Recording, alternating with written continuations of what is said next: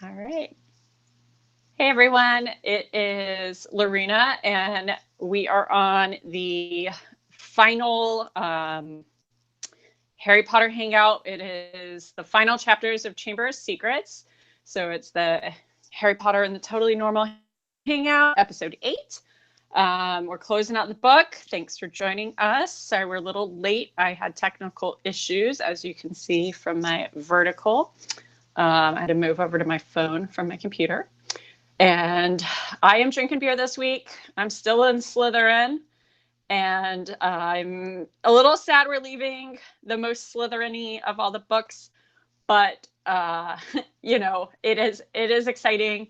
And Emily said I was allowed to promote my fan fiction on our final podcast, vlogcast, whatever we call this. So, yes, I am writing a Slytherin fan fiction that Emily's actually editing. So it's sort of a little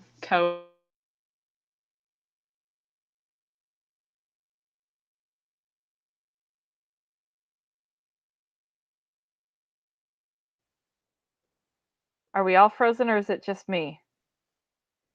I think I can't hear Lorena anymore. I'll take over the quick promo. Okay. She's writing a fan fiction called The Slytherin Heart. You can find it on.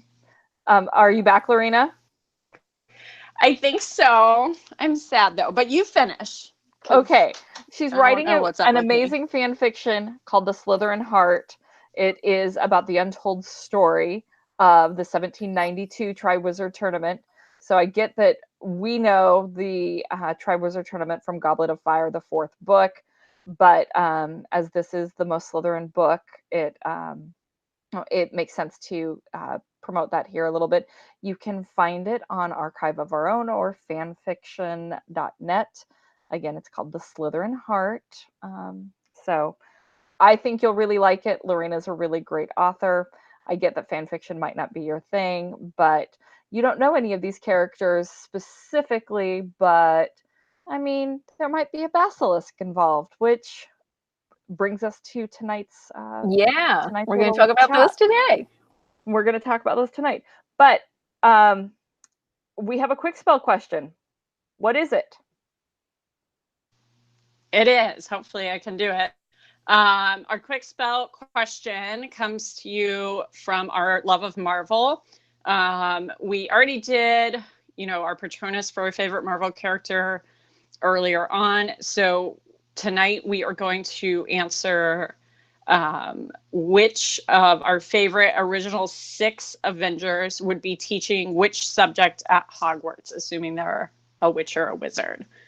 And I will let you guys think about that while we remind everyone watching to use the hashtag TNTalksHP and talk about us on the socials. Ask your questions there. We'll be able to find it that way. Or you can just use the YouTube chat to, I think your left, your right, maybe my left. And we'll interact with you there, answer any questions, talk about your comments if you have any as we go. And we're always excited to interact with you guys. So what do you think, Emily? Who would your favorite Avenger be and teach? Okay, so I love me some Chris Evans. Secret little maybe inside joke. So I was trying to figure out how to get Cap into a class, but I couldn't. So I'm gonna say Clint/Hawkeye is gonna teach herbology because he lives on a farm. So I'm thinking he's gonna be pretty good at herbology. So that's my thought. That's a good one. I also think he would be a good teacher too. There are a couple people who I really could not see as good teachers, which made this harder for me to answer. Like I think Cap has the temperament. I just don't know how great he would be. I did not see Tony being a good teacher at all, just because he is so smart and was such like a child prodigy type of person that like he just gets information and he absorbs it. So I don't really see him being able to like he would just give you the information, and like if you didn't get it, like I don't know what to tell you. Here it is. Like I don't see him being able to like, you know, really help people learn. Because Totally some true. people are just not those people. Totally true. Also, I'm drinking wine spritzer in my butterbeer mug. I forgot to share what I'm drinking tonight. Yes. So popping that one back. Jamie, who is your teacher? Yes, I guess I can continue. I have some vodka cran going tonight. It's delicious. My teacher, I have Natasha teaching divination because I feel like it's a form of magic in the school that a lot of people don't really take seriously because it's not the same as, you know, all the other magic they learn. It's a lot more about, you know, reading things and finding significance for them, and maybe looking to the future, and all that kind of stuff. And I feel like one of the things that we complain about the most when we are talking about these books is that people do not really seem to think things through a lot. They just kind of like do them. And I think an important part of magic is not just being able to like, you know, blast off whatever spell you can think of. Like you need to be able to kind of read the room, and like, you know, if you're talking to someone, like what information can you get from them? What do you think they're going to do? Like, and I think the divination form of magic is a good way to go about gleaning that information. You know, she uses like the crystal ball to tell the future. Like if you're telling someone's future, like, do you know this person? Are you trying to scare them so you give them a really bad one? Do you want them to trust you for some reason so you lure them in? Like I just think it would be more of a psychological element to the magic they do, and since Natasha is the spy, that's her entire thing. She is doing that constantly. So I think that would be an interesting pairing. I love that. I love it. Who's now? Zanib, why don't you go? You have a good one too. I picked Thor. It's funny. I was looking over this question and I thought, you know what? I mean, he just came on in my head, and I couldn't really pick one class because it's like I really don't see him as a teacher just because it's his personality. He's more of a doer. He's more of an action guy. But I mean, he's got Mjolnir, and he's this powerful, almost like a beast. So I either see him with as a flying instructor, like maybe Madam Hooch, but then again, it's how can you teach kids to get on a broom when you use a hammer to fly around? That or teaching care for magical creatures. I mean, the top of my head, I was reminded of the second Thor movie, was it the Dark World? Yeah. Mm-hmm. When in the beginning, when he's fighting this really big troll-like being, and I thought, okay, well, you know, just in case if like a big troll were to happen to set loose into Hogwarts, at least we know he can take care of it. But yeah, I think Thor. It would be interesting. I like that one because Care of Magical Creatures is the more like hands-on kind of the teacher job, and I would see Thor as being more of a hands-on teacher versus just like one of the more lecturing sort of subjects. Well, I think when he and Rocket and Groot are in the pod going to Nidavellir, and he could speak Groot, and he's like, yes, it was an elective on Asgard. Like, I mean, he knows all these other things. So I absolutely feel like his connection, this is my friend Tree, and you know, he actually has that connection. So that I loved this teaching aspect, and him teaching care of magical creatures absolutely makes sense to me. So I am on board with Thor teaching here. Lorena, what do you got? All right. Well, I have all of the ones we didn't answer. So yeah, there's 6. There's only 4 of us. And I do actually have an answer for Cap. I really think he is the shield, right? So he would teach defense against the dark arts, and teach you how to shield, against dark magic. And I actually think Cap would be a good teacher. I think he has that built-in desire to help people, and he is a pretty good listener when it comes down to it. He seems to want to hear all the perspectives before making a choice, and taking an action. He'd be a good guidance counselor for Hogwarts, which is the job that they desperately need. So they should add that in for Cap, because he would be very good at that, the conflict resolution. Yes, like instead of dueling club, go to Cap session. Okay, and then the other two, Tony, I know we felt he maybe isn't a great teacher, but I disagree with that as well, with that one kid in Iron Man 3. And even though that was kind of annoying, it was still like a good way to see how he would actually interact with the child. And I thought he treats the kid well. They put him with Peter Parker in, the future film, the Spider-Man film. So they actually force him to interact with children more than really any of the other Avengers, except the ones, Clint has children. And I felt he, being the engineer he is, would teach transfiguration. That one to me is the most, you're turning something into something else.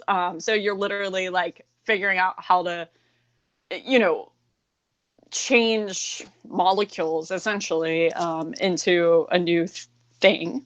And then the other one we're missing is Hulk.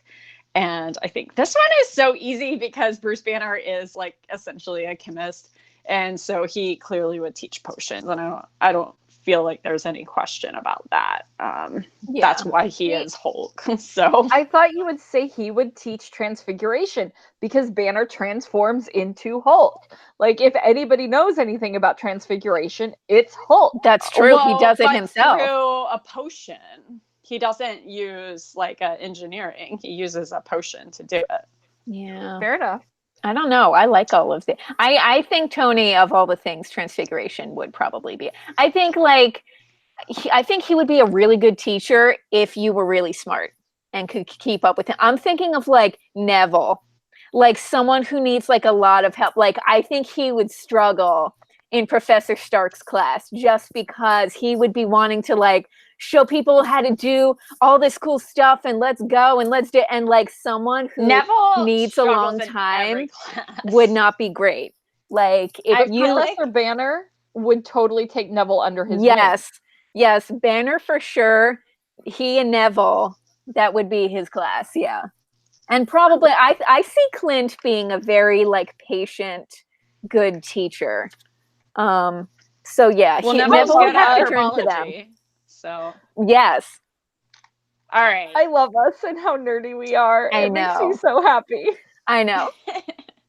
We like put serious thought into this. Yes, we did. I feel like we should take that positive energy and jump into chapter 16 with it. This takes place on May 25th of 1993, and it is chapter 16, The Chamber of Secrets.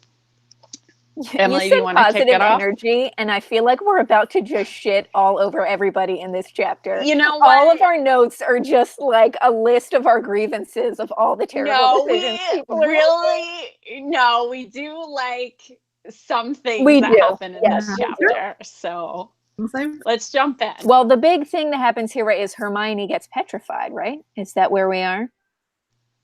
I thought she was in the prior one. Okay. And this is when they go to the hospital. Okay. And the hospital wing. They go to visit her, and this is when they find the paper in her hand. Which I guess has just been hanging out. Like, right. Literally, I feel like if you get feelings about you get petrified, do you just literally get like dumped in the hospital wing and like no one looks at you until the mandrakes are ready? How did no one see this piece of paper? That was my thought. Zaneeb, you also said the same thing. Yeah. Oops, you went on mute.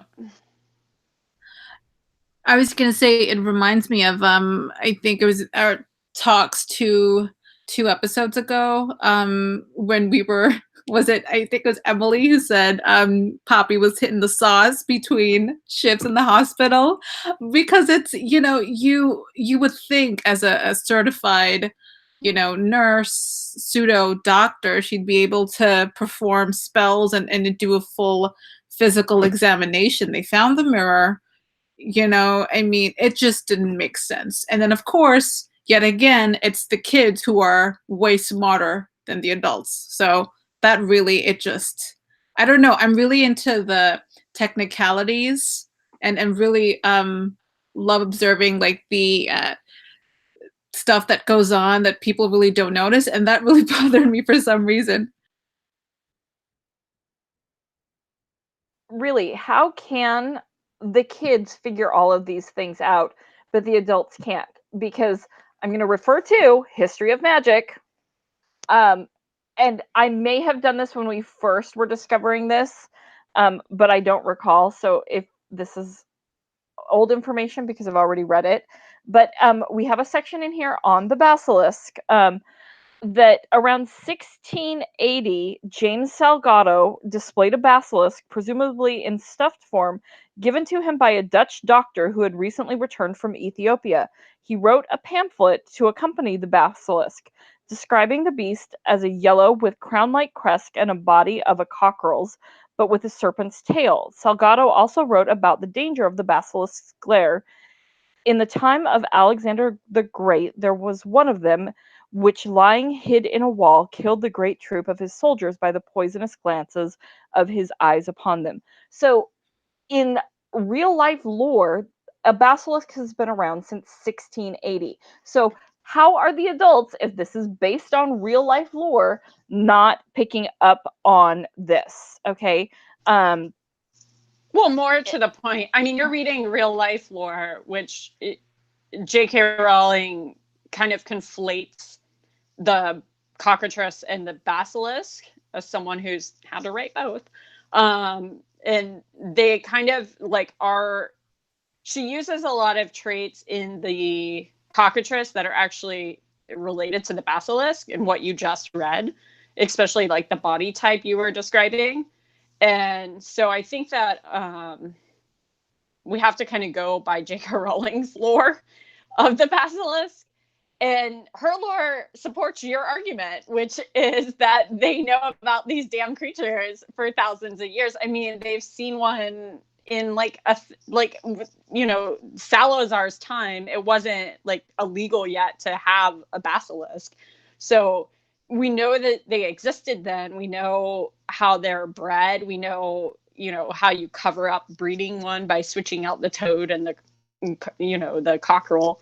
So it to me is like, why are we unaware that these little signs are going on? Spiders are fleeing. Who isn't noticing a bunch of spiders leaving? Right. And the thinking, adults at this school who are terrible. This is another example of like how they have absolutely no clue what is going on. Like they announce that they're still going to have exams, and the kids are like outraged by this.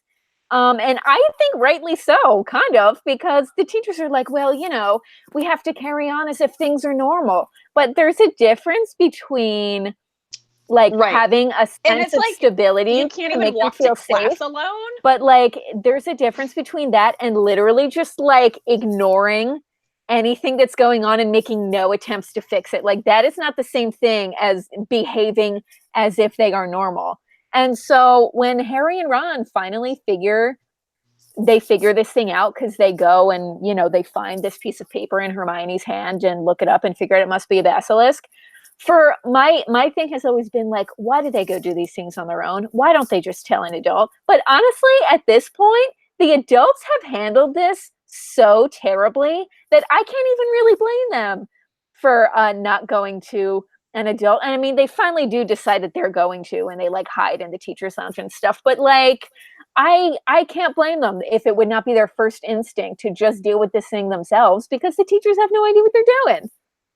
before we get to the teacher's lounge, I was gonna be like, I wanted to sing "I Saw the Sign" by Ace of Base, and I was like, that song would have been running through, I saw the sign, but then it didn't come out until 1995, so the kids would not have known this, even the Muggle kids, so they wouldn't have known that song yet. So let's talk about the teacher's lounge. Well, before we get that, did anyone remember that the basilisk could be killed by a rooster?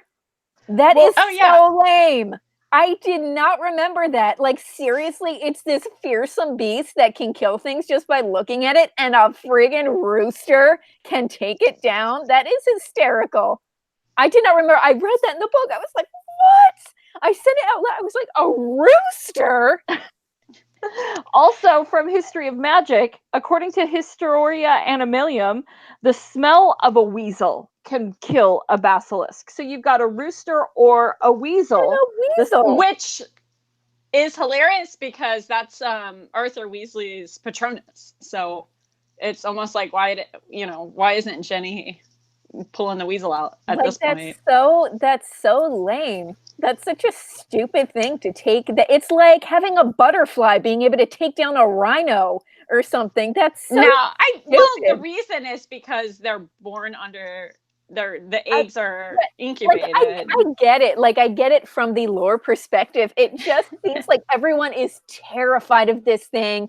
It's this mysterious monster, and all of a sudden, like, a rooster could just be like walking by and just do its little thing, and the basilisk is just gonna it just like drops dead. That's so funny to me. But again, you have a Weasley. Sorry, Zanib. Oh no, I was just gonna quickly add. You do have a Weasley, aka Ginny, write it using rooster blood to write the message. I mean, it comes later, but I just made that connection. I was like, oh, okay, that's weird. Right. Yeah. I mean, it's not weird to me because I have to know about roosters. I have to know about basilisk and cockatrice, which are kind of the same opposites for my fanfic. But that I've done way too much fake research on this is what I'm gonna just conclude for everyone. So I think it's funny that you were so surprised, though, because I'm like, yeah, that's so normal, but it's only normal because I've been researching it for 2 years. So, and it all pays off in the story. It really does. Which is about the heirs of Slytherin. So, do you have a rooster basilisk battle in your story? That is, you'll have to read to find out. Okay. So, okay. Hang on, we're gonna sidetrack. The reason that the 1792 Triwizard Tournament didn't happen is because a cockatrice got loose. Like, that's actually in Harry Potter lore. That's what happened. And so Miss Smarty Pants Lorena was like, what can I do to make this more interesting? And so she twisted it and turned it into a basilisk. So we're going back to the teacher's lounge. I did not twist anything. I told the story. You told the story. But let's continue telling this story and get the two unpetrified of the trio to my favorite scene, I think, in the book. And that's actually when they're in the lounge and Minerva's telling the staff, hey, this person, someone's been taken and we don't know who it is yet. And Snape actually is like described as grabbing the chair, like to support himself because he's so upset that a kid's been taken, even though he's abusive to these kids. So I really like that scene because I think it develops him in a way Harry's never seen yet. And it makes him a little more like he's not the worst person ever. And then we find out who it is and I love how J.K. Rowling wrote this. It's one of my favorites of like all the books, but really this book, I think my favorite line is how Ron, like Harry can feel Ron sliding down the cupboard behind him. And it's like he can't even support himself because his sister is probably dead.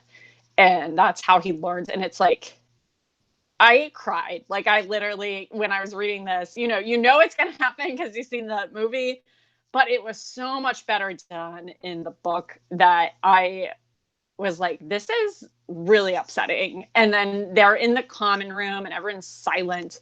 And then Percy has to send the owl to their parents to be like, your only daughter is dead via basilisk. Which is terrible. Did they really find out because Percy sent a letter? Like, McGonagall should have gone to the Burrow to tell them that in person. Anyone, but still. And I mean, McGonagall, I can see maybe couldn't leave at that point in time, but send Snape, like, send someone,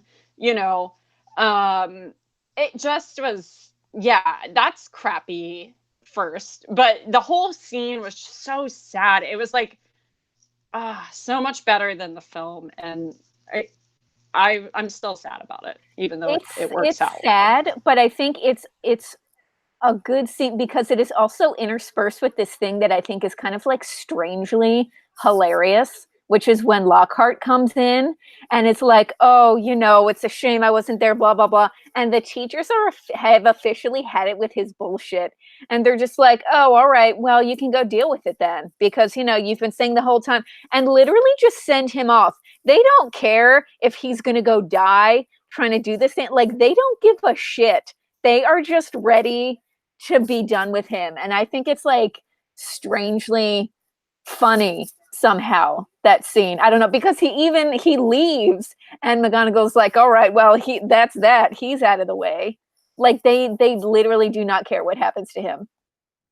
It's scary because I mean these people are responsible for 100+ kids, and I mean, yeah, he's not the best person, Lockhart, but at the same time, it is a life, and to have McGonagall be kind of blasé about whatever happens to him, and knowing that there is a monster out there. Oh, sorry, Emily. I felt that they were a little flippant because there was still no sense of urgency. Yes, one person was taken into the chamber. How do they know that there weren't going to be more? Right. Like, they're not. Why did they wait? That the train will take off tomorrow. Why are they waiting? Why are they not?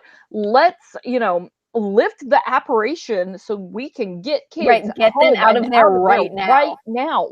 Like, at least in the movie, there was a sense of urgency that was portrayed a little bit better. And you're like, Percy's sending an owl home. Why, we don't see this until the next movie, but Sirius is at least able to contact Harry through the flu system. Like, why aren't they getting people? Why are they, waiting for an owl? Because they're probably using Errol, who cannot make it to the Burrow, in a timely manner. Why? No, Percy has an owl. Okay. He has an owl. He got as a prefect 5th year. Either way, still. But way, the owl's going to be a lot slower than someone apparating to the Burrow to be like, hey, you need to come to the school now. Or the flu. Everyone needs to leave the school now. Right. Yeah, or the flu face thing. That thing's weird. Right. We decided that the taking the greats, don't go great too far. But they're just, at least in the film, because they had to condense it for, screen time, there was a sense of urgency that was able to be conveyed. But, the teacher's lounge was brilliant, and one of those scenes you wished was in the movie. So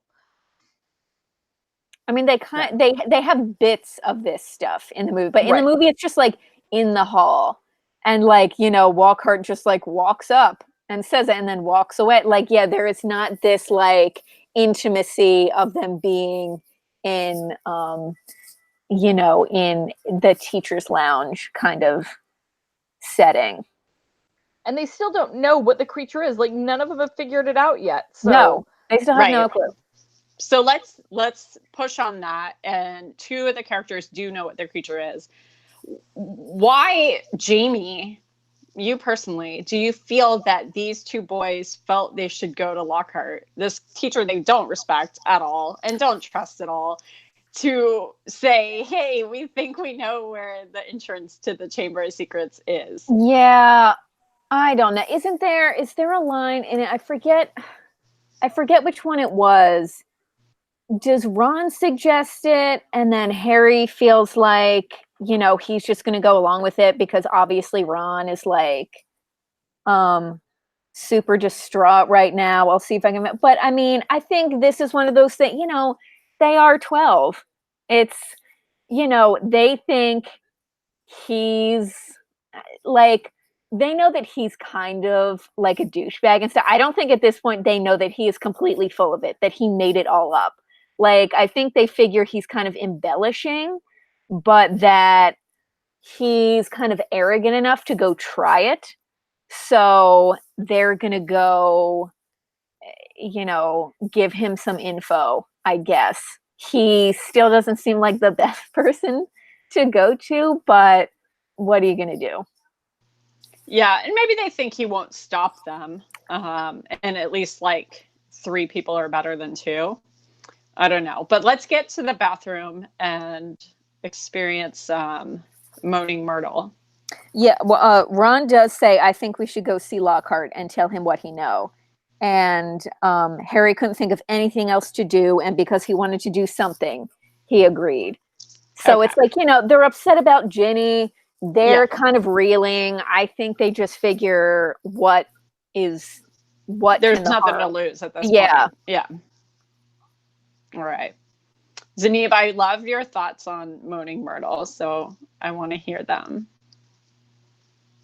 I love Myrtle. I feel like, the more I read about her, the more I fall in love. And I was rewatching the film version of this, and props to David Heyman and the casting director for their choice to have Shirley Henderson as Myrtle, because I think there's this great level of vulnerability that she brings. And funny enough, she was 40, I think, when she played her, and has not aged much, if I do say so myself. She still looks incredible, but I just, it's when she's talking about her death, like recalling the last thing she saw before she died, I just couldn't help but to kind of visually see Shirley's performance, and I thought, oh my God, that's amazing.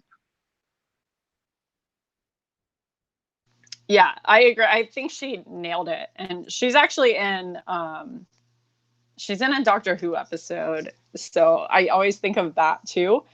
But she's in Notting Hill. And it's hilarious. Is she? Like, yeah, she's Who is she in Notting Hill? She's just one of his friends. And you should rewatch it just for like that element. I do not remember her from Notting Hill. I remember she's in Bridget Jones. I know that. Oh, maybe I'm thinking of that. I think you're thinking of Bridget Jones. Those are like the same movie to me. I don't think she's in Notting Hill. Reason. Okay. You might be right. I mean, Hugh Grant is in both. They're both those British things, but I think it's Bridget Jones. She is. No, I think you're right. Yeah. Okay. Because why would she be in both? Okay, so I think do we get into the chamber in this chapter, or do we just get to the bathroom? Not yet. I think the bathroom, but then Lockhart turns against them, and he's about to. There's a scuffle, and he takes Ron's wand, and of course Ron's wand is broken. He tries to obliterate them, but then it backfires. Thank God for Ron's backfiring wand. Yeah. Okay. So they jump in, they go down the crazy tube. Yeah. This is the beginning of 17 is when they jump down into the chamber. Into the sink. Yeah. Okay. So Harry opens the sink with Parseltongue, and then they are like, "You first," and shove Lockhart in. Right. All right. Yeah. That's the end of 16. They make it down to the chamber, and then, Harry goes off on his own because there's the collapse. Okay, so the beginning of 17 is basically when Harry gets to the entrance. Yeah. Okay. Do we have any more thoughts on chapter 16 before we move ahead into the chamber itself? Everyone is saying no. I All mean, right. other than Myrtle saying, don't die. You can share my toilet. She's I very know. nice. Myrtle still creepy. trying to Yeah. get it. Still trying to make it happen, She even as a is. ghost. Yeah. I mean, she continues. Like, I like that her personality does not change. It's very accurate to the ghost essence. All right. So let's get in. We are now properly into the chamber. And we're about to really meet Tom Riddle. We see Jenny as a figure. There's a bunch of snakes wrapping around columns. It's definitely described differently than how it's visually shown in the film. And I only have a few thoughts on this chapter, but it is kind of the most climatic long chapter of the entire book. So I'm gonna have Emily lead, even though she seems to only have a few thoughts, but she hasn't talked. Yeah, let Jamie go. Okay, Jamie, bring it on. All right. I am curious again about how exactly the magic of the diary works, because like it seems like from what Diary Tom describes, he does not know what happened to his future self until Ginny tells him about it.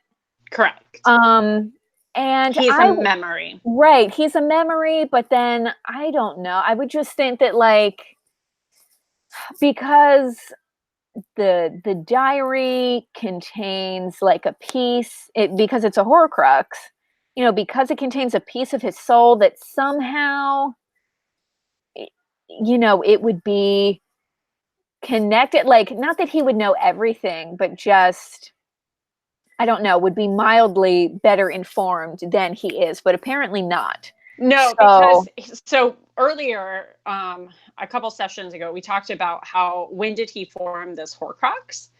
And he formed it by killing Myrtle. And so he would have formed this part of his soul when he was 16.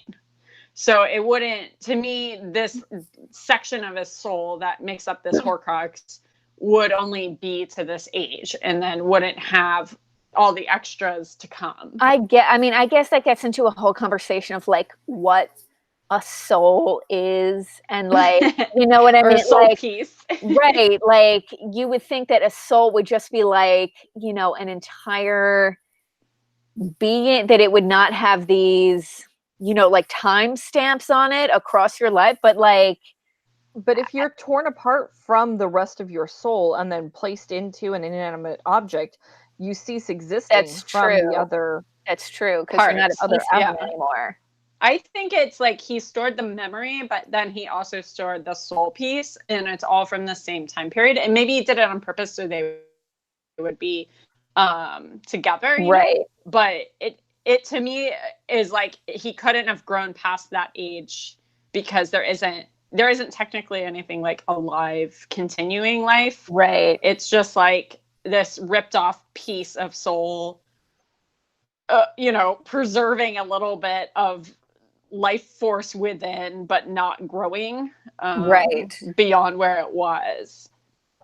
So I don't know. I mean, and it's also like he can do things, like he kind of like draws Ginny in, and some of that is just like he's a very manipulative person and he's really good at it. But then it's like Ginny goes into like a legit like kind of trance when she does some of these things. So it's like, I'm just very, I don't know, like, what exactly is this magic? How does it work? I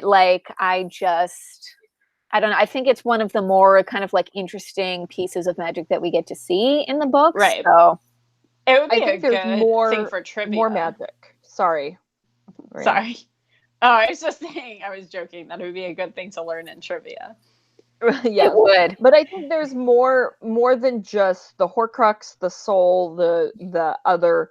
I think there's more magic imbued in the diary than just the Horcrux. So I think so, yeah. But it's just because this is the only time we ever see someone do this. no, like this doesn't really come up again. Someone like storing this kind of memory, older version of themselves in something. So we just don't get a ton of other information about it. It feels like the memory would just be more like a pensieve type of thing, and then the inclusion of the Horcrux being the same person as the memory enables that memory to interact with users of the diary. And so it becomes this like interactive thing. And then he can, once he forms a close enough bond with Jenny, he can essentially reach out to her and possess her and take possession of her, because she's built this like emotional connection to him. That's how I understood it always. Yeah, I felt that it was very much a pensieve sort of magic as well. Yeah. So at least, along the same lines of that. Because when in the next chapter, not to jump ahead, but Dumbledore sort of, he doesn't use the word Horcrux, but we know he's thinking it. Mm-hmm. And so he's like, oh yeah, this is like more than just a memory stored. He felt like you destroyed something legitimate. And then also, he's basically, Tom being he, is basically taking Jenny's life force to restore himself to life. So clearly he's able to, surpass the diaries, like confinement, through a connection with a living soul, essentially. Yeah. Like a full soul. And I guess it's almost like he's trading out to place himself into her, and like she just dies because of it. Because he's taking over her life force. It's really creepy. The canon is a bit inconsistent. I mean, when I remember was it the Half-Blood Prince in some of the later chapters when Dumbledore is explaining the diary as a Horcrux, at that point I remember reading, like he said that it's the diary is a weapon to possess someone else, but then reading Chamber of Secrets, it shows that he was able to return to some kind of form. So I think it might also be like just technical stuff that maybe Rowling overlooked, because I was like on forum boards trying to figure out the magic, and people had similar things to say, and I was like, okay, I'll go with that. Maybe it was just inconsistent writing or something. Yeah, and I think we've said, like, she might say now, oh yeah, I outlined everything. Bullshit. Like, we know in rereading these two first books for sure, you can tell that, especially in book one, but I think it really pushes into book two, like she didn't have a full plan. Like, why would Lucius Malfoy hate Arthur so much that he's gonna murder his child and like use this diary to set up Arthur's failure? It just doesn't make sense. Well, in this one, she always gets hit with the thing of like when Harry, and that will be in the next one and we can talk about it more, but when Harry gets punctured by the basilisk fang, why does that not destroy the piece of Voldemort that is inside of him at that time? That's explained. I know it's explained, but still I don't buy it. I don't buy. You don't buy that you have to die? The thing has to be totally destroyed? No, it's just like, I can't converse with you on it. He stabs the fang into the diary. It happens instantaneously. It's done. Like all the other times, he has to stab it a couple times. But it's not this prolonged thing. It should have been that should have gone. Like, it's not this whole prolonged experience of the Horcrux being destroyed in any other circumstance. But when people are like, well, why didn't Harry's get destroyed? It's like, oh, well, because of this and because of this, and this has to happen and this has to be the case. I just think it was some convenient explaining. J.K. Rowling did some retconning of her own. I think so. I think she had to come up with an explanation for this question that people asked her, because I think it would make sense. I think if to go. Fox had not saved Harry, then that Horcrux would have also died.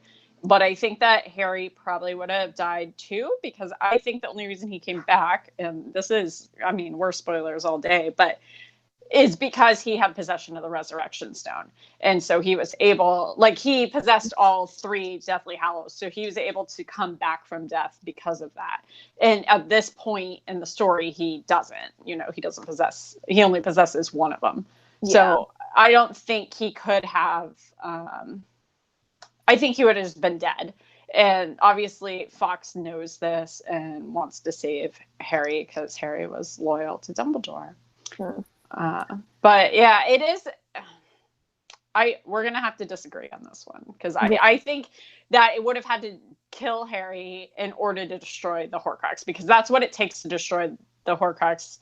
Harry is the Horcrux, so he has to be completely destroyed, which means he has to fully die in order for that Horcrux to die. Destroyed though, like because the entire diary doesn't get destroyed; it gets punctured with the thing. Like it's still.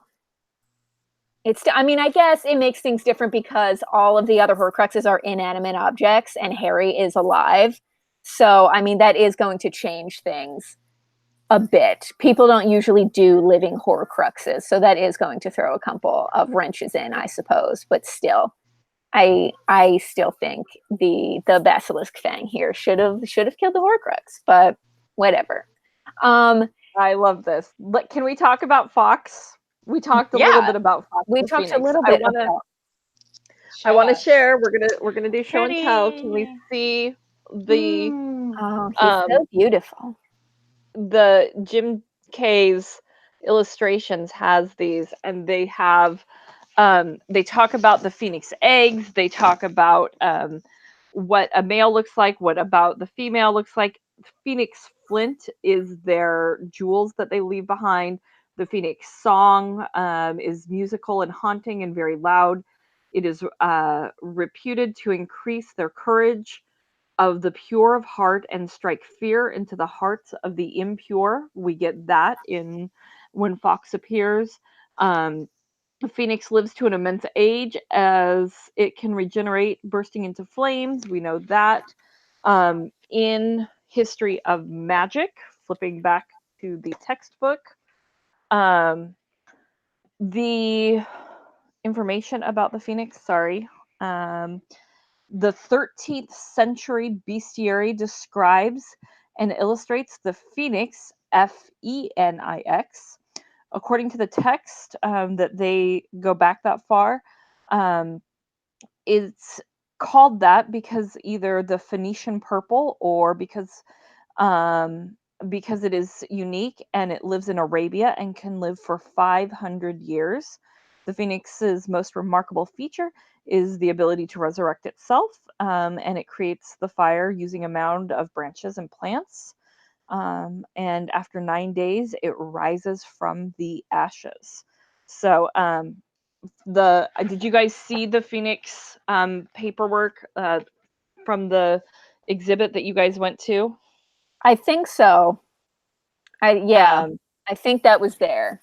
Yeah, I think everything was there, but it was just like timed and a little crowded. So I don't know. I don't remember looking at that in particular. So this was from the 13th century. So the Phoenixes go back that far. So yeah, anyway, that's cool. Just a little history about the Phoenixes. There you go. I know we're like almost over time anyway, but I do have a comment on this. That's a Fantastic Beasts comment that you were like, it strikes fear into the hearts of the impure. And just like, why would Grindelwald want to bring this Phoenix chick into his life if he knows it's going to be problematic? That to me is a little weird, but Grindelwald's weird. So that was just my thought. Zanib, you have some Tom Riddle Jr. feelings. Do you want to share them? Or Jamie, did you have a critical point? Well, before we get into talking about Tom Riddle, can we talk about the name he comes up with for himself? he he's talking to Harry because he's one of those villains who, instead of just doing the thing he's going to do, he has to talk about it first.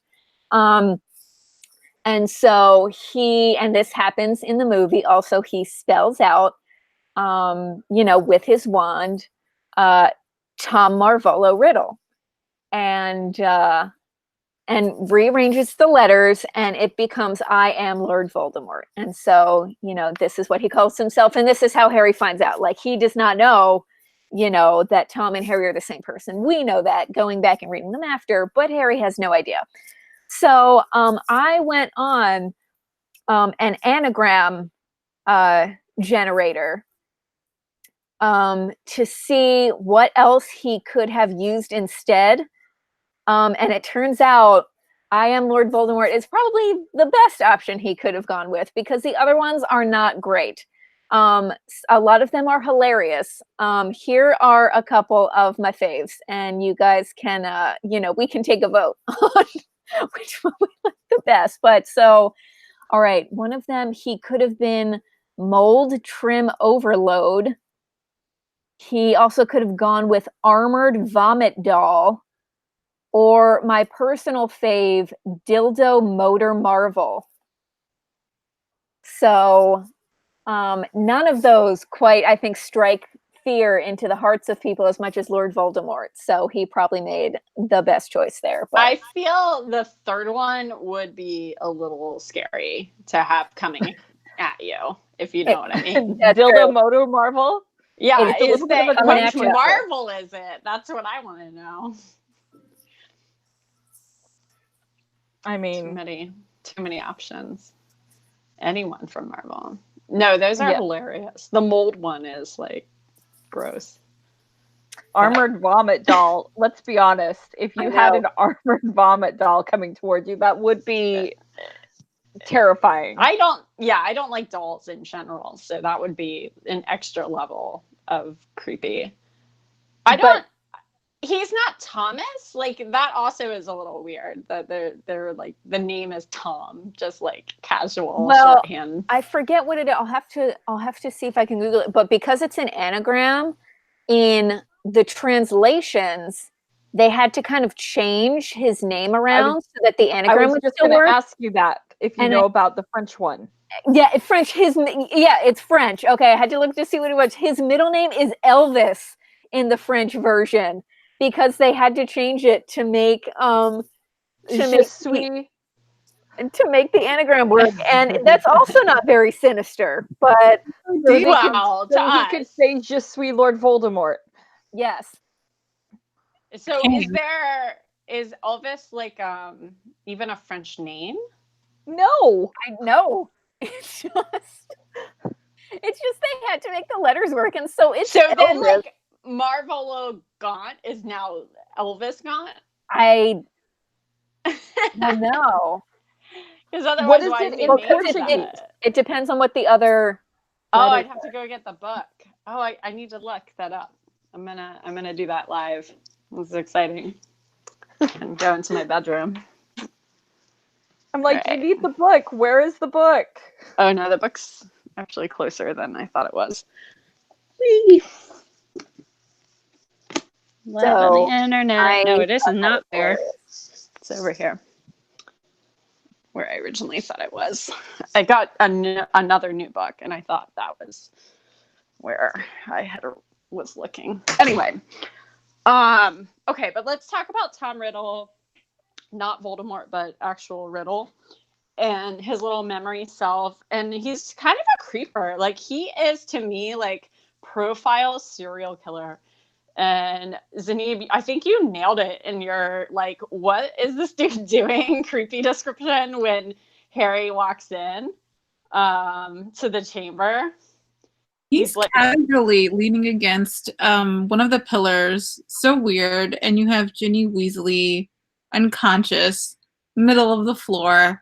How long was he waiting for Harry? I mean, did he know that Harry and Ron were coming down? And I'm just way too invested in the technical stuff. It's like, how long was he waiting? Why was he waiting there? And whether or not was he fixing his nails? Because I just got that. I think if we were to have Tom Riddle take the psychopath test or sociopath test, he would. I mean, one of the questions that we saw, like multiple love, marital relationships or love interests, multiple partners. He didn't have any of these things. So, but I think it's because he doesn't know how to love, which is one of the themes of um, the overarching themes of the book.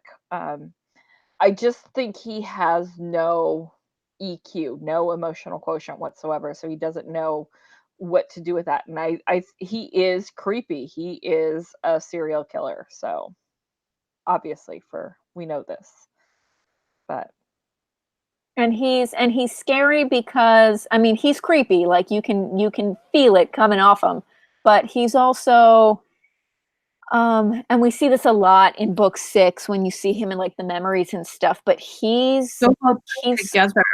he's smart and he's good at it, and he's very manipulative, and like, he as a kid is able to get the information he wants out of Slughorn, and like if he were, nuts and, a psycho, but he was an idiot, like he wouldn't be that much of a threat because, he would mess up and make mistakes and people would have caught him a lot earlier. But because he's so smart, that's what makes him super scary.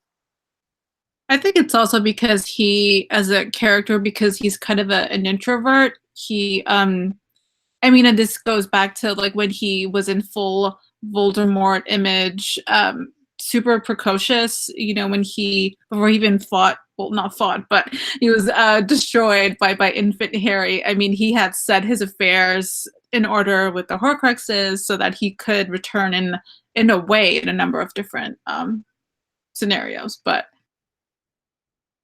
Right, like he covers all his bases. He goes, yeah, he's ready. And he doesn't run his mouth to too many people. Like, not a lot of people know that these things exist. Right. And like, even when he has his followers, they don't know who the other ones are. He's very good at creating fear through secretism and protecting himself through secretism, and just like, he's creepy. which is weird because I have feelings about Cursed Child, and that I just didn't really like a certain scene involving him and someone else, which was like, okay, that's new. Mm-hmm. Yes. I will. Yeah. We all know the one. We know the one. I need to see it still. I've heard not to read it and just to go see it, but I've heard it's better when you see it.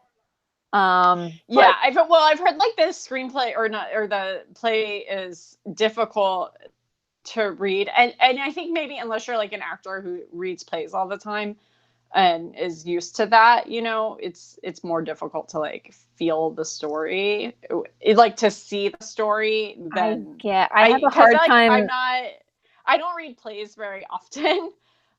So I have a hard time getting over the Voldemort Bellatrix love child in whatever form that comes in. I don't know. That's fair. I struggle. Keep the secrets. Oh my gosh. No one watched this podcast. What? The play has been out for years. Like years. Like spoiler alert is over. Like it's out over. There. All right. So spoiler for Portuguese. Oh yes, what is it in Portuguese? Yeah, it is just then they translate it in parentheses. Okay. So it very underwhelming. All right, not as fun as Elvis. No Elvis. It's just Tom Marvel or Riddle, I Am Lord, and then there is to, Lord Voldemort. So it's not very exciting. But I'm thinking like they would have to do that for like in Chinese, you wouldn't be able to even do an anagram. Like right. That's not even possible in that language. So right. I Googled it, and French, German, and Spanish are the ones that pop up. So in French, his name is Tom Elvis. His last name was not Riddle. It is Jedusor, Jedusor. In German, his name is Tom Velost Riddle. And in Spanish, it's Tom Sorvolo Riddle, Ryddle. so it could be Soy Lord Voldemort. Oh, that's like a hipster spelling of Riddle with the Y in there. Yeah. I'm digging it. That's how they did it, which I think is interesting. Can we talk about the Sorting Hat? Because Fox comes down with the Sorting Hat. Now that Harry's like, oh my God, this guy's nuts. What am I going to do? Here comes Fox. He brings the Sorting Hat. Now, because I had completely forgotten about this stupid rooster thing, I am wondering why the Sorting Hat even bothers giving him the sword. I mean, like, I realize it's not as badass. Like, it's amazing. Like, you know, he puts the hat on his head, and in the movie it just appears, but like he puts it on and a sword comes out and he can like brandish it, and that's an amazing image. It's not going to be as cool if like he puts it off and there's like a rooster just sitting on his head. That's super dumb, but just like, what, I get that like the sword comes to a Gryffindor and stuff, but like I would think if the Sorting Hat's goal is to really do Harry a solid and help him out, you would give him something that could kill this thing instantaneously without him having to do anything. Exactly. Personally, I don't think the Sorting Hat can do that. I think it wasn't like, yeah, I'm gonna help Harry out. It was just like part of the sword, and because the sword is part of the houses, and Gryffindor imbued his own magic into the hat to help with the sorting. I think that the two are linked, and they're both happen to, conveniently be in Dumbledore's office at the time. And so I think that the hat just is sort of like a transport of the sword. I don't think the hat needed to be there at all. I think that's stupid, personally, and like it just is stupid. And right. Why but the sword not just have brought him the sword directly? Right, since Fox can carry very heavy loads, we know. But I think that the sword actually just appears, and it doesn't, because when he puts the hat on, the sword's not there. It like takes a bit to clunk onto his head and then almost knocks him out. Well, that's helpful. Right. You know? He's that's like what I'm saying. just seeing stars. And right. Also like, not a badass image. I should probably hold up this really heavy sword, and I'm 12, and like he's getting ready to save the day, and the sword like gives him a concussion, and he falls down. That's not great either. Like in hockey, he'd have to be like taken off for like player safety, like concussion protocol, and just like he'd be out anyway. If Harry was in any other house but Gryffindor, imagine how unhelpful Helga Hufflepuff's cup would have been. We now know it would have been a Horcrux at that point. So would that have appeared to him? Or Rowena Ravenclaw's diadem? Like, that wouldn't have been helpful. Like, none of those things, Harry had to have been in Gryffindor in order to well, and I think that is kind of the point that the hat is trying to say, because Harry had asked the hat earlier, like, did you really make the right choice about me? Oh, I'm having identity crisis because of this ability to speak snake. And the hat's like, yeah, I did my thing, and you need to chill out. I mean, you would have been great in the other house too. Like, you would do good in both houses, because really the houses are all kind of the same. Chill out, dude. But then, like, this is the hat's way of saying, hey, you're a brave kid. Here you go. You do belong there. Like, you're not a horrible Slytherin. Bias. But yeah, I feel like the hat's trying to make good with Harry in this scene. And, maybe Dumbledore's telling it too. I don't know. I don't remember when Dumbledore gets called back. I do have to put out a little warning here, because I'm on my phone, that I am running low on battery and I don't have a way to charge with headphones in. So I think we need to actually jump to the next chapter. Fair enough. Because we know that Harry defeats the snake. We know that Harry defeats the basilisk, but does not kill his Horcrux. Right. Yeah, that's okay. That's still in there. That still has to make it 5 more books. Yep. Oh, yeah. It needs to be dramatic. There you go. All right. So, any last chance for any kind of random basilisk feelings? Any final Tom Riddle thoughts? Chamber secrets, excitement? We're going to jump into Dobby's reward, which happens the next day. Yay! Kind of should happen the same day, but I guess it was really late at night. Yeah. And so then, Emily, you have some thoughts about, Well, I what's mean, I happening think here. we need to first get into the headmaster's office and Okay. reunite the So, family before we get to yeah. my thoughts. So we have Harry. Basically, Harry gets back to Ron, and Ron explains that the wands backfiring caused this obliviation of Lockhart, and now he has no clue who he is, et cetera, et cetera. And then Jenny's fine. Well, quote unquote, we'll say Jenny's alive. And really freaked out naturally because she was being possessed by a 16-year-old boy who's a sociopath for about a year. And so Harry's able to get her out, get back to the partition of rocks, essentially, where he was separated from Ron. And then conveniently, Fox, as we just said, can carry very heavy loads, and they all fly up on these feathers. And then it's like suddenly a smart idea to go find Professor McGonagall. And then she basically essentially marches them right to Dumbledore's office because Dumbledore is back. Yes. So. Yes, now that once Ginny is dead, well, people think Ginny is dead. People really wanted Dumbledore back. And we find out later that the only reason they really wanted him to go in the first place is that they didn't really want him to go, but that Malfoy kind of threatened them because he is a dick.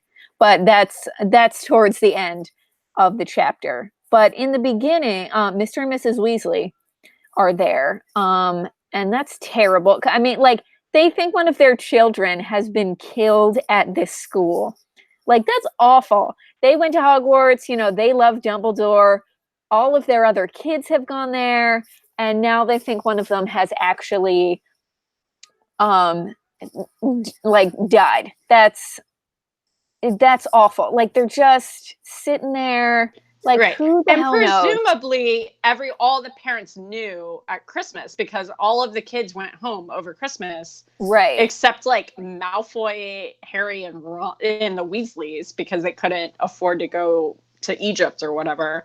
But yeah, I mean, everyone knew. So the Weasleys knew, like, oh, there's a creature on the loose petrifying people, right, including our son's BFF, Hermione. Who's Muggle-born, and this is horrible. That's a great point because it makes me wonder if parents pulled kids out of school at that point. Who knows? Yeah. I mean, you would say, I don't know. The way this school runs, I'm sure we will talk about this 1,000 more times as we're talking about these books, the things that happen at this school. But so, Harry and Ron, instead, they're explaining everything to Dumbledore. Gilderoy's just kind of chilling in the corner, out of it. And it makes me wonder, like, do we think Dumbledore knew that Lockhart was full of shit this whole time? That essentially he took credit for stuff that everyone else had done? Or, I mean, like, he had to know that he was kind of like, talking himself up and overblowing his talents and stuff like that. But I don't know. I mean, it sounds like it became a very hard job to fill. So Dumbledore might have just been like, you know what? This guy's only going to last a year anyway. Who cares? Well, he says something like at the end, he has to put an ad in the Daily Prophet. And right. You're like, dude, do a little bit better vetting. Right. Yeah. I know. Like, this is how you get shitty people in the first place. But Dumbledore says in this, his speech he gives here, that very few people know that Voldemort was once called Tom Riddle. So on one hand, that answers something that we were kind of questioning a couple episodes ago, which is, why is there still stuff in this school that has Tom Riddle's name on it? It sounds like a lot of people don't know. But then my question is, like, who do people think Voldemort was then? Just like this guy who just like appeared out of nowhere? Like, what do people think the background is on him? And all the Death Eaters know exactly who he is. Right. So Right. And what pisses me off more, though, is that Dumbledore knows. He knows. And he had Harry in his office and was like, oh, is there anything else you want to tell me? Is there anything you want to tell me, Harry? Like, hey, why don't you say, does Tom Riddle mean anything to you at this point in your life? I just need to know. Like, ask that question. And then Harry's not going to be able to lie to you because he's going to know that you know something about his little diary finding. Like, why would you cryptic. Right, stop being cryptic? People are going to die.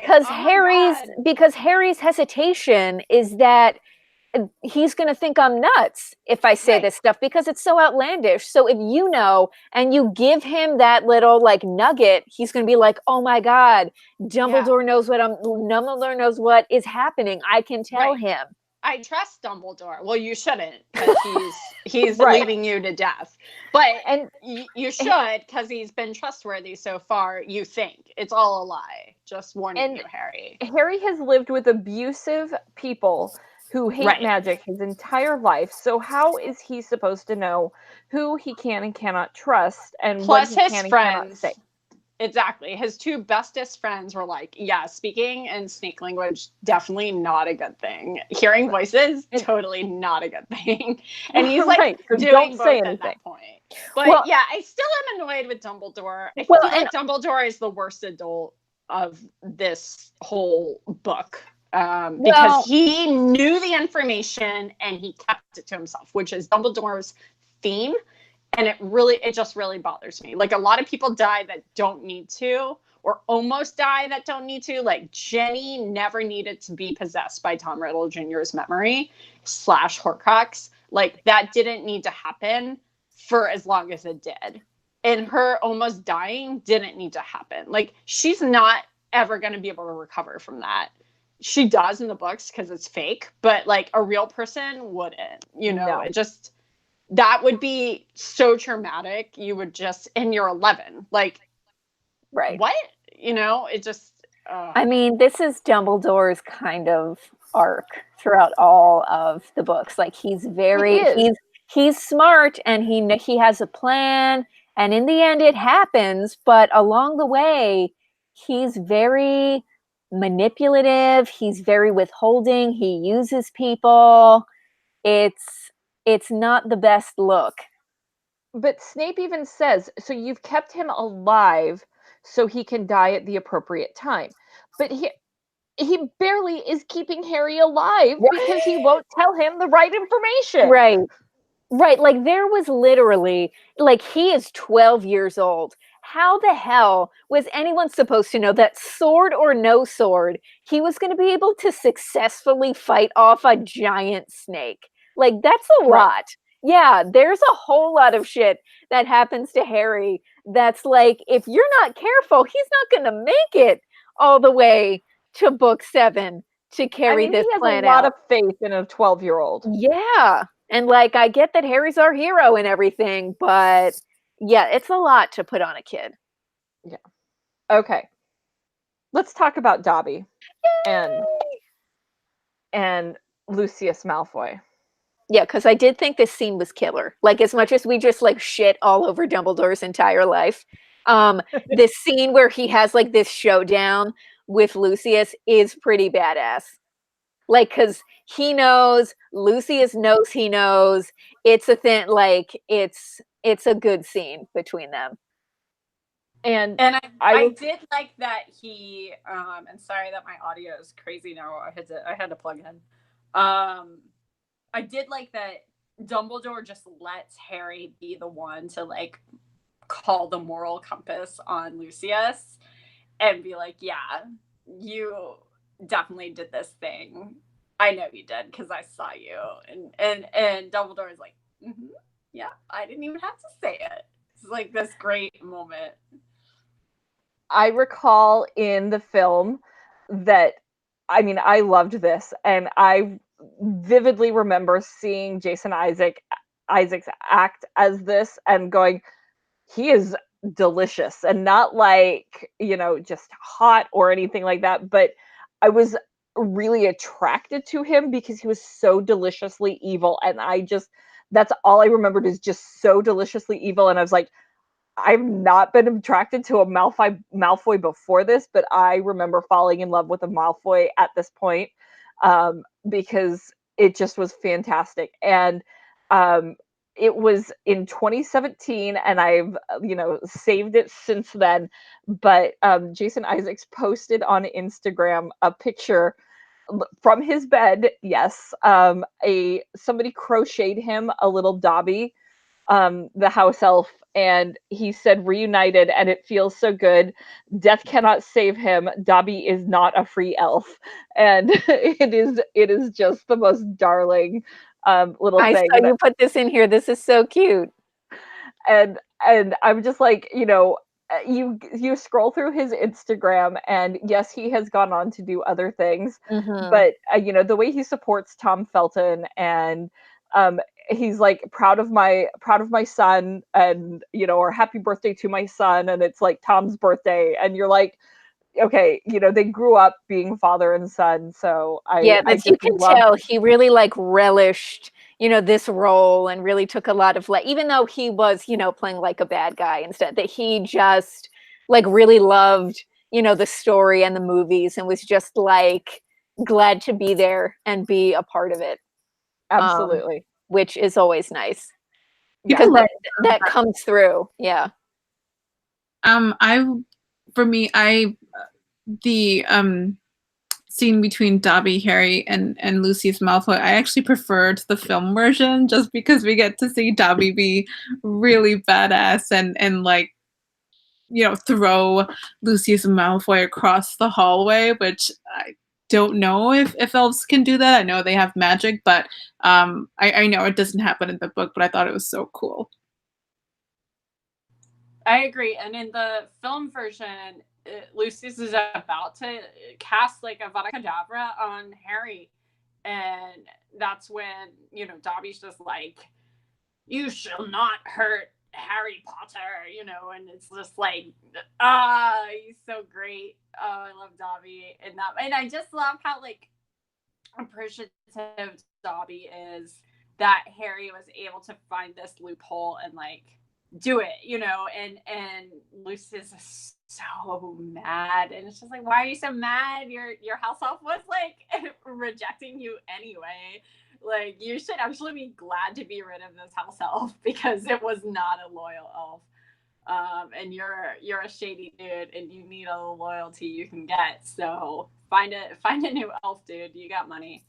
Well, that's why I think people love it so, because Dobby did not do these things that he did thinking like, oh, if I do this for Harry, he'll like help me get free, or he'll do that. Like, he does not even, entertain that possibility for him. He just thinks this is going to be his life forever. He was just doing those things because he wanted to help Harry, and he thought it was the right thing to do. So this kind of, unexpected,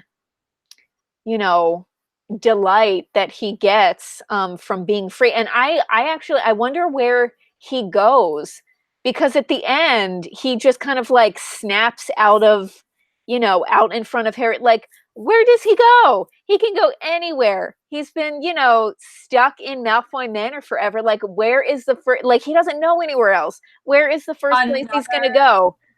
Fine answer for trivia. Yes. Did you shit yourself?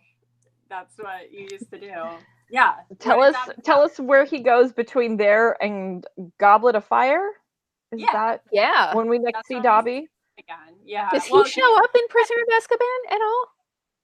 I don't think so. Because when I read, I recently, like within the last year and a half, reread Goblet, and that, Hermione's the one who's like, oh my gosh, guess who I met? Like, you have to come see him. And then it's Dobby, and Harry's like, this is exciting. I've seen you again, and you love socks. Yeah, so I don't think he is in Prisoner of Azkaban, because I feel like we would remember that interaction, Right. And he's trying to find work. So right. I looked it up. I looked it up on the wiki, and this is Dobby suffered a period of unemployment during which he was often ostracized for having no shame in regards to being out of work. For fighting for his rights, yeah, he was ostracized. Yeah, right. And he continues to be in Goblet of Fire. Most of the elves are not supportive of Dobby and his radical ideas, but of like, hey, maybe slave labor is not okay. You're right. Those crazy ideas. Okay. Yeah, I would have liked to see more of the elves in Goblet of Fire. I know it's a really dense book to adapt, but I miss Winky and the scene when they're sneaking into the kitchen by tickling the Yes. I know that was definitely when you started to lose whole big chunks of story in the movies. And that kind of stuff is those are the things I really miss because those are super fun.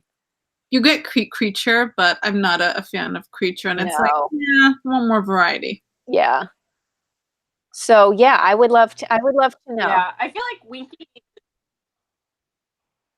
you know, like I love Winky too. I know. All right. I do have some comments on the Weasleys in this final chapter, and this is a little backtracky, but I was really bothered that Dumbledore sent, the Weasleys away and was like, yeah, Jenny will be fine with some like hot chocolate. And I'm just like, no, Jenny needs therapy for life. Like, that's what Jenny needs now. And the fact that you are minimizing her trauma to hot chocolate makes me hate you a lot. Like, I just really couldn't handle Dumbledore. And like, it's a great chapter and an infuriating chapter at the same time because of how the Weasleys, like, again, are really like almost pushed aside in like, it just is so, and I guess that's the intention of their characters, but it really bothers me because they are such important characters in the book, and for them to just be so like pushed aside in order for Dumbledore to have a private conversation with Harry, like, it's just so, like, to me, very, of course Dumbledore couldn't do anything more for them at that point. But, like, why are they not being rushed to St. Mungo's? Why is she not getting proper treatment?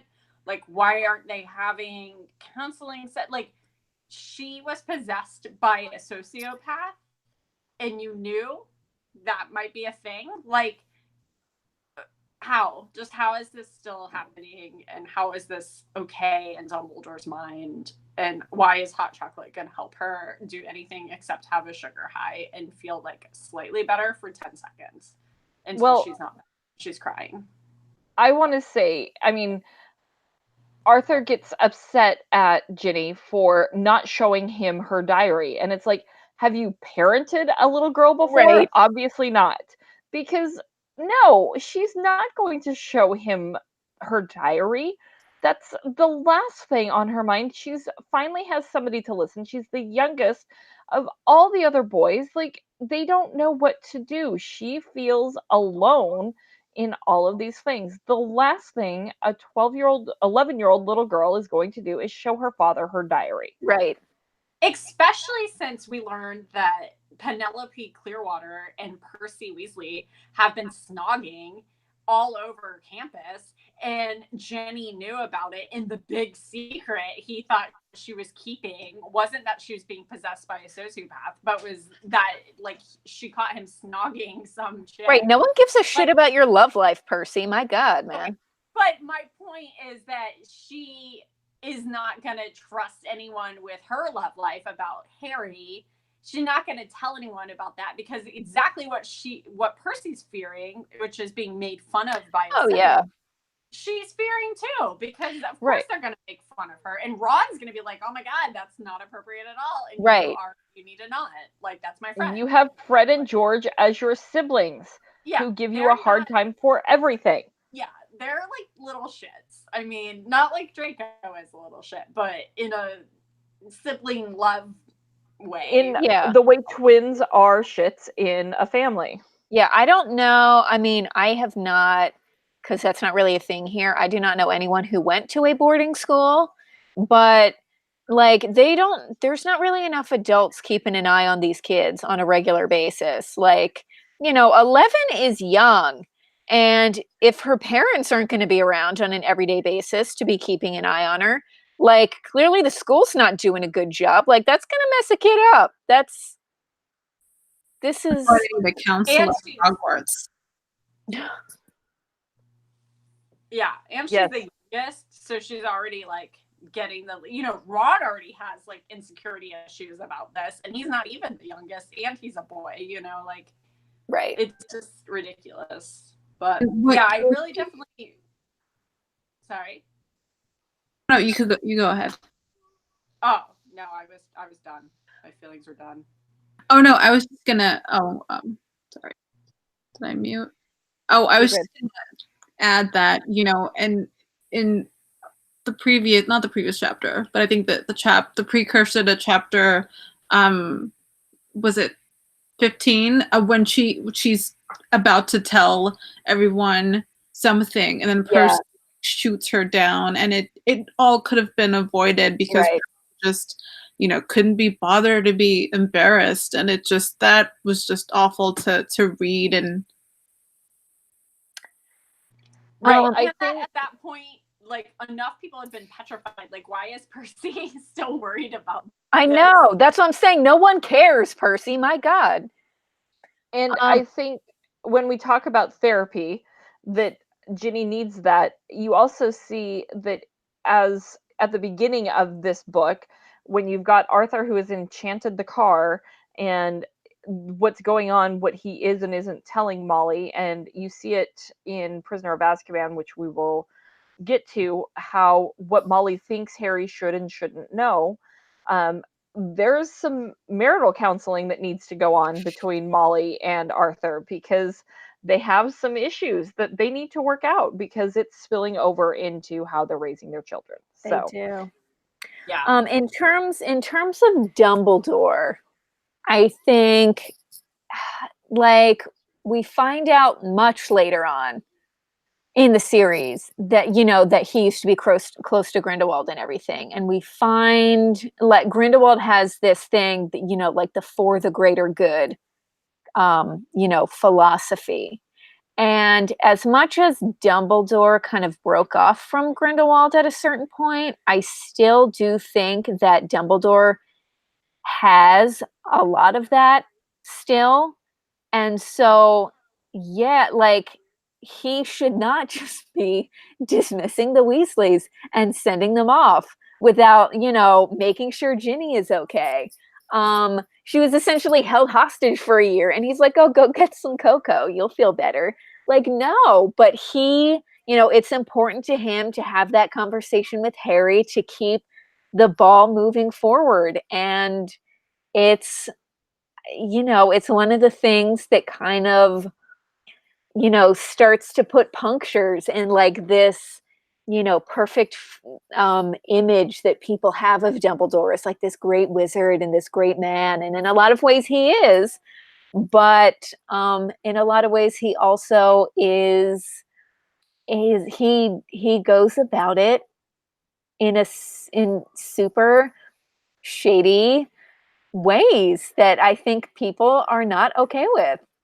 I agree. I mean, it's, and it goes back to that arrogance that one can have with like unlimited power and fame, and, just his relationship before, becoming romantically involved. They were friends and they were like going on this adventure. And even after what happened with his sister, it's like you think that he'd become more humble.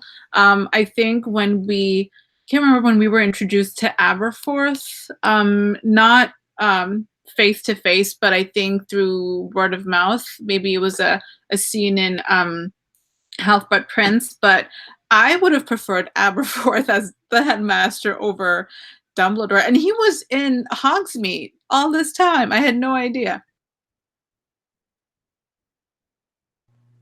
I mean, Aberforth is known for having sex with goats, I think, is maybe what's discredited him from any kind of authority. But who knows? That might be just like, Dumbledore's, or sorry, I mean, doing. Snape used to be in the ranks of like a known hate group, and he's a teacher at this school. So who knows if Rehabilitation works for anybody. I and guess hire a werewolf. I mean, like Gilderoy Lockhart's looking like a great option. The other teachers in the school. Yeah, I mean, Aberforth comes good. I don't know if I don't know. His character is kind of underdeveloped and discussed. He's definitely introduced. I think we kind of meet him in book 5 because he runs Hogshead, and they meet there for the army. But he's not really like truly met till book 6. I think you're right on that. And then we kind of understand who he is in book 7, and who Dumbledore, who Albus Dumbledore is in book 7. But I don't know. Zanib, you did have, I think, some good thoughts on Harry's arc and his little growth here as a hero. So I'm interested in that, and I think maybe that can help close us out for the book, since it is about Harry Potter. Well, for it's like when Harry was questioning his connection to Voldemort, in the beginning, when he, speaks with Dumbledore in his office about, what is this connection? Why am I speaking to snakes? And just knowing more about Voldemort when he was human. It's fascinating to study into Harry's development as a character because he's flawed, unlike other heroes that you see in movies and in books, and he's not like the stereotypical hero, yet he's got this greatness thrust upon him. But even with the talent, he chooses to be good, to have courage, to have friends that look out for him. And whereas Riddle, he was in Hogwarts too, and he could have had the choice to accept people, even if Slytherins. I mean, I'm still on the same page. I think that J.K. Rowling is wrote Slytherins as this like mean and hateful bunch when they're like really lovable people, and I think that needs to be reevaluated. But anyway, he, by not having any friends and not being open to developing relationships, it's like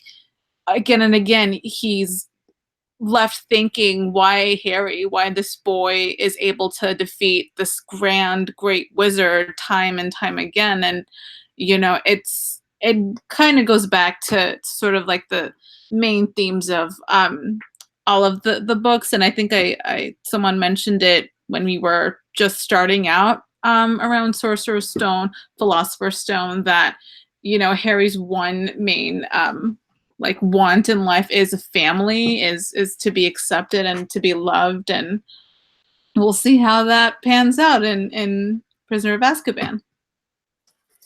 Well, and he gave Ron his phone number, or the Dursleys' phone number, to stay connected, because that's how much he wants a family, which I had forgotten about, and I think is hilarious. And I think Ron calls in the next one. After I saw he gave him his phone number, there is definitely a scene in the next one where Ron tries to use it and calls the Dursleys. Like, it all came rushing back to me as I read that part. Yeah, because that's Harry's thing. He knows it's a ridiculous idea to give him that phone number, but he's gonna do it anyway because Ron's his friend, and yeah. And but he was a forward thinker, because when he was staying with them for a month, he was like, Arthur really likes muggles and muggle things, and I'm going to teach him how to use a telephone, because that's going to be helpful for me in case something like Dobby happens and blocks all of my communication from happening. Like, they can't block the telephone because they're magic, so it won't work. Like, they just can't do it. And so I thought that was very smart on his end, and I love that. And Zanib, I agree with your arc assessment, and I think actually your comment on how Harry is just like inherently a good person, like compared to Tom, in that I think this chapter actually, and the name of it, Dobby's Reward, really demonstrates that like as Jamie said, Dobby came out. He wasn't expecting anything. He was helping Harry because Harry was like a champion for house elves' rights without intending to be. And he couldn't stand the fact that Harry Potter might die at the hands something he could have done something about, you know. And so he fights through all of his magic, binding him not to help him. And Harry's like reaction to this is just like, I'm gonna help you. And so I think that like really defines who Harry is as a person and as a hero. And I think he is a lot like Cap, to bring it all the way back to our quick spell question. So could Harry be a teacher? Could Cap be a teacher? I guess we could compare the two. All right. I think we should wrap. Emily, did you have any final thoughts? Because you've been a little quiet. I mean, I was just, you know, crushing on Jason Isaacs. That's all. That's all this The time. picture is of him like shirtless in bed. If we didn't clarify that before, you can scroll through his Instagram posts back to May of 2017 and find it. So it's not sexual. It's very adorable, and you will be like, oh! Like that's the feeling you're gonna have. Yeah, it's great, perfect casting of him. Yeah, like I said, deliciously evil when he had his long blonde locks and you cost me my house elf. He plays characters like that a lot. Have you ever seen him in Peter Pan? He is a sexy Captain Hook, man. Yeah. And the Patriot. That's true. He's the villain. He's a really bad guy in the Patriot. But like in the Peter Pan, Captain Hook has that same kind of like, you know. He has a Loki dad too. What? We were thinking about this. We also, because I'd forgotten this, he was in Armageddon. Yes, he was. As the scientist in Armageddon. I wouldn't take the guy who got a C- in astrophysics. And I was like, wait, what? And then we were like, oh yeah, no, he's typecasted forever. Okay, got it. All right. So I'm gonna say, oh yeah. No, that's all I got. That's all I got. So yeah. Well, let's hope that when we come back, I think we said it's looking like mid-June. Yeah, we take a little break in between. But we'll let you know exact dates once we have them. And we're going to give a little break, have some, you know, April, May fun. And then we're going to come back with Prisoner of Azkaban, and then we'll find out what the phone call was about, if it happened, that Jamie's remembering. I haven't read Prisoner of Azkaban, so it's going to be another journey for me.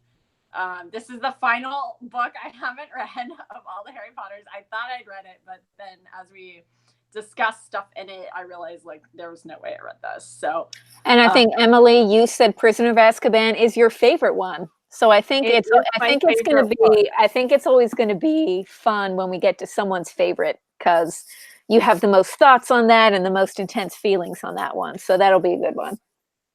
Yes. So super excited. And for anybody who cares, the 4 of us plus a couple of others will be back on April 30th to do an Avengers Endgame post game. So if you're a Marvel nerd listening to this now, you want to come back and debrief post game. We did a pregame too. You can go back and watch that one we did a couple nights ago. Yeah. So if you need to listen to any of our theories, figure out if we're right, you can go do that, watch the movie, and then come join us on April 30th for Endgame postgame. It's a little bit of a tongue twister. I had to think about pregame, endgame, postgame, something. So, but it's gonna be good. I'm sure we'll cry. You know, I can't imagine we won't, but you'll be with us and you'll need it. So if that's your thing. If it's not your thing, then we'll see you in June. And thank you for joining us for Chamber of Secrets in its entirety. It was a fun first read for me, and I think a good reread for everyone else. So we will see you in a month and a half.